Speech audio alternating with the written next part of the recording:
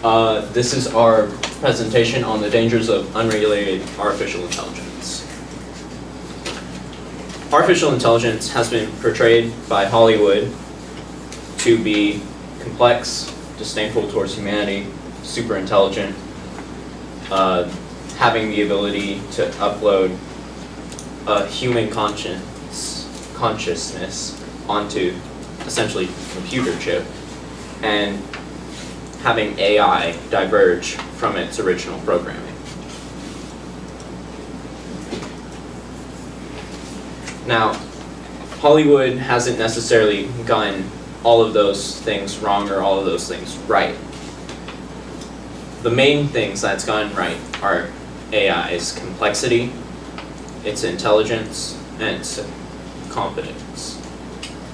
But it still lacks in the form of having it being able to diverge from its original programming, being disdainful towards humanity, and uploading a digital human, or uploading a human consciousness to a computer chip.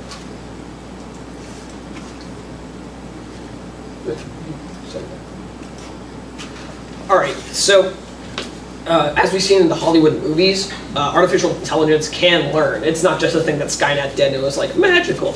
It's actually a thing that happens, but it does happen differently. There are actually three major types of artificial intelligence and their learning. So there's supervised, in which the computer scientists give the artificial intelligence a goal, and then the artificial intelligence attempts to achieve it, and then at the end, the computer scientists will give them what would be the most efficient of the solutions. And so the artificial intelligence can change its behavior based on what it did right and what it did wrong. Unsupervised is different, in which the computer scientists play much less of a role. It's given sets of data, and the artificial intelligence is told to make predictions and analyze it and group it however it wants. A good example of this would be facial recognition, right? It would be given a lot of faces, and then it would slowly start to group by features, right? So like your chin or your nose, it would slowly learn how to like categorize faces. And the last one would be reinforcement, in which the artificial intelligence is just given rules and a goal, and that's just left on its own, basically, for a very long time until it gets it right. And so another good example, if any of you have heard about the Google DeepMind AI, it learned to walk on its own with nothing helping it except for some rules by getting to the end of it. So every time it would fall over or every time it would fail, it would change that behavior. For example, its arm caught something, it would then retract its arm at that time because it realized that's behavior that's undesirable results. Next slide. So along with the different types of AI, we also have areas in which it's very clear and obvious to us that AI is superior to when compared to humans. And there are also areas in which humans are superior to AI. So for example, some of the areas in which AI are significantly superior to when compared to humans involve computational tasks, repetitive tasks, matters of efficiency, such as doing something over and over without making a mistake or without getting tired. Some things that they are not as good as when compared to humans involve the detection of physical phenomena and having more than just a simple underlying motivation. Some of the areas in which humans are superior to when compared to AI involve communication, particularly with other humans, and especially the arts and other creative endeavors such as music, visual arts, and things of that nature. And finally, some things that humans typically don't do as well as when compared to AI involve time management, which could be seen as an inefficiency, which AI would hardly have, if even, and biases, which tamper with the results that a human might attempt to gain from some sort of experiment and whatnot. There are several problems posed by artificial intelligence, particularly its development during the development process. This all roots from either type, any of the three types of AI, which all demonstrate some sort of continuous self-improvement of itself autonomously without any external help other than the data it's given. Now, cause kind of like a domino effect that causes a chain of events. So this is true of any AI, including my so-called perfect artificial intelligence or AI. Essentially, basically, AI it just makes things faster. So when it's implemented into actual society and daily use, like your fingerprint scanner, it just speeds up unlocking your phone by like, I don't know, 3 seconds maybe, right? So as long as we keep on making things more efficient, we're not going to get rid of it. So obviously, we can't, it just eliminates the option of getting rid of AI. Economically, however, it's different because AI will do a better job faster than you. It's cheaper to just use an AI than it is to use you. So I'm more motivated to use an AI than I am to hire you and waste my money. No offense. So this, in turn, causes economic, social, and in some cases it can cause political issues, theoretically, solely because AI can be used as a method of gaining information, and information is valuable. It's a resource that everyone uses, that we all use, right? Just in medicine, in economics, and everything. So the typical solution to the problem would be to have government create and fund regulations. They have a farther authority than other solutions, where they not only can influence the robotics community, but they can also influence aspects in education, where they could change the material that kids are learning in order to accommodate for all the loss of jobs artificial intelligence created, and also can also reach to multiple nations, creating compromises and treaties. However, government officials might not be able to understand the full capabilities of artificial intelligence, and at this time, the US government does not find that the regulation of artificial intelligence is a priority. On the other hand, the robotics industry or community has already made plans for self-regulation and have already created a code of conduct. They have the expertise, and they also see the problem as urgent. So if there was to be changes or discoveries with the development of artificial intelligence, they would also change their code of conduct. However, they do not have the same authority as governments. They cannot enforce their code of conduct. They can just create it. And an unconventional solution would be oversight artificial intelligence systems. So these oversight systems would be able to distinguish when other AI are having unusual behavior. They would identify it quickly and fix it. They use AI because they need to understand the root of the problem. They need to understand the complexities of other AI systems, which is hard for human supervisors. However, it is another layer of AI, and it is susceptible to that same rogue behavior that other AI systems might have. So we still need humans to have the ability to shut down oversight artificial intelligence systems. I want to add one thing. One reason that the third option of regulation is completely just unconventional, it's because it's an AI regulated an AI. If you want AI to be regulated, it's like having a child. If you want to babysit a child, you wouldn't hire a child to babysit a child, right? This is essentially what the solution is saying, except they make it sound fancy and more credible just because it's technological. Now, of course, there are some benefits because there are going to be lots of AIs, and it's probably going to take a lot of money to actually regulate them using humans, but it's still going to be more thorough and more accurate when actually, yeah. So this is a malfunction, technical malfunction. Our solution is actually the second option.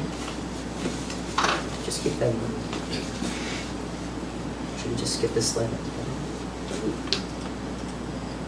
So I want to finish off with a quote from Stuart Russell.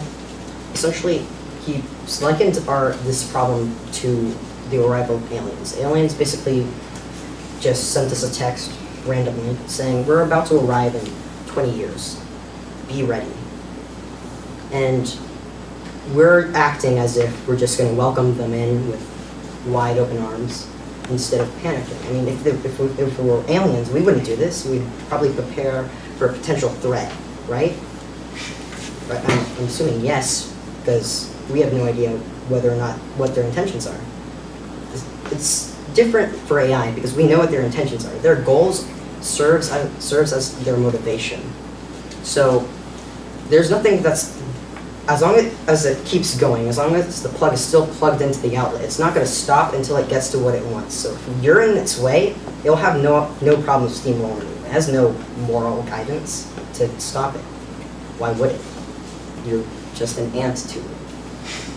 This is our mighty bibliography, and this is the end of our PowerPoint. Alright. Okay, guys, you ready for some questions? Yes. Sure. Okay, so, Dan, describe how the content of the team presentation changed as a result of group discussion. Well, do you remember a mighty pyramid? Mm-hmm. Well, it had several stages of its life. At first, it used to be the first slide, well, right after the title slide, and it was just outlining what each of us was going to say, and it had 3 parts of the pyramid. Then we changed it because we thought that it's kind of confusing. We're going to say what we're going to do, and then we're going to provide you with all the context, and then we're going to just do everything again. It's kind of repetitive and a waste of time. It doesn't get us anywhere. And then it also posed a problem because we wanted to use a pyramid for a problem as well. I didn't want to use 2 pyramids because that's just stupid. Okay. Hey, And- oh, you still talking, my bad. Hayden could go. Are you sure? No. You, Oh, no. Well, then we changed it to the problem, moved it to slide 5-ish, and it changed between 4 parts of a pyramid to 3 to 5 to 3. Gotcha. Alright, so, Haven, what was the strongest counter argument to the solution that you identified? That I personally identified? The or- team. Okay, yeah. So the strongest counter argument would most likely be, not to sound egotistical or anything, but mine.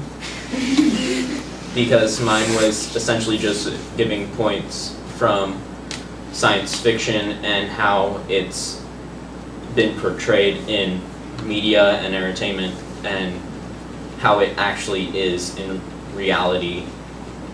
And it essentially just creates a bunch of mass hysteria.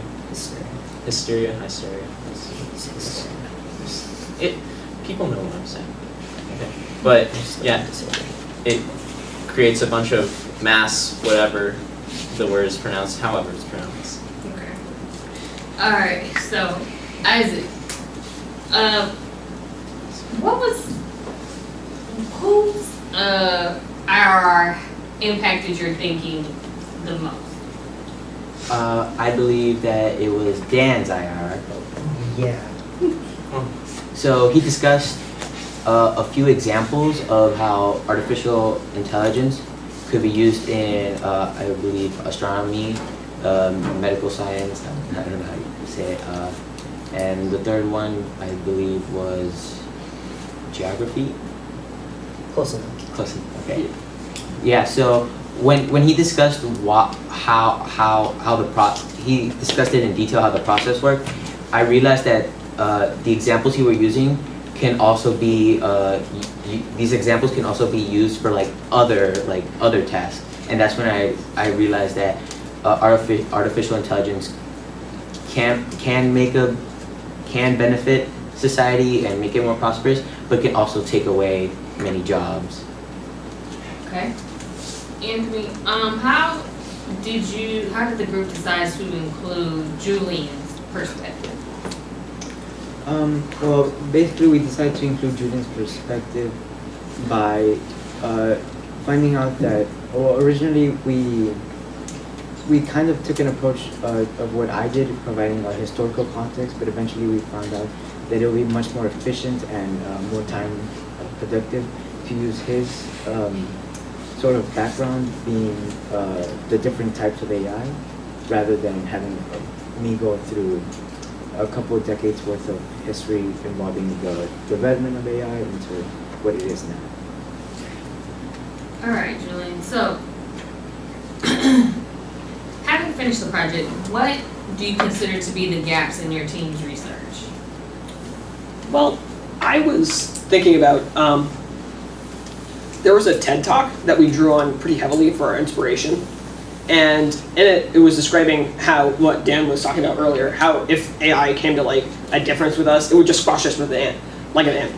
But one thing that personally I was thinking about was there were no specific examples or like hypothetical situations in which it would do that. I was like trying to think, would it be a literal like machine stepping on us, or would it be something more Would you like me like to provide you with an figurative? example?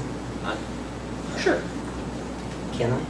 Well, he's still talking. Oh, sorry, I didn't mean to interrupt. But it was, oh, that was it. I would have rather included an actual example of what could have happened in the presentation to make it more like of a concrete, like hard hitting point. All right. Okay.